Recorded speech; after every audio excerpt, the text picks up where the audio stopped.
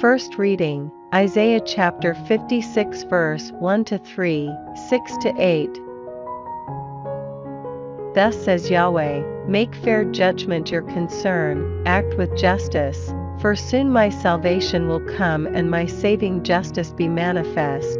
Blessed is anyone who does this, anyone who clings to it, observing the Sabbath, not profaning it, and abstaining from every evil deed. No foreigner adhering to Yahweh should say, Yahweh will utterly exclude me from his people.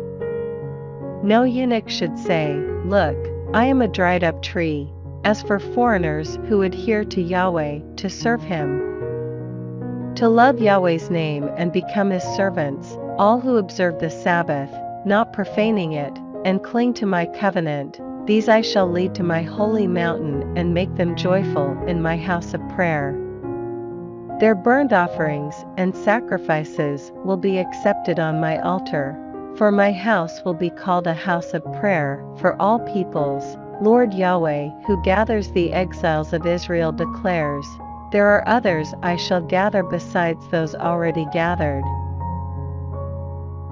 Responsorial Psalm, Psalms chapter 67 verse 2-3, 5, 7-8.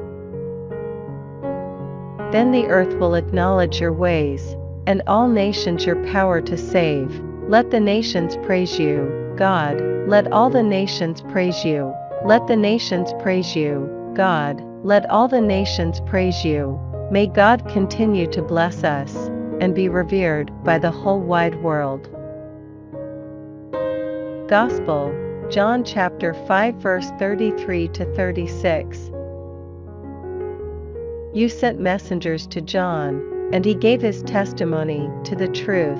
Not that I depend on human testimony, no, it is for your salvation that I mention it. John was a lamp lit and shining, and for a time you were content to enjoy the light that he gave.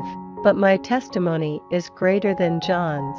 The deeds my Father has given me to perform, these same deeds of mine testify that the Father has sent me.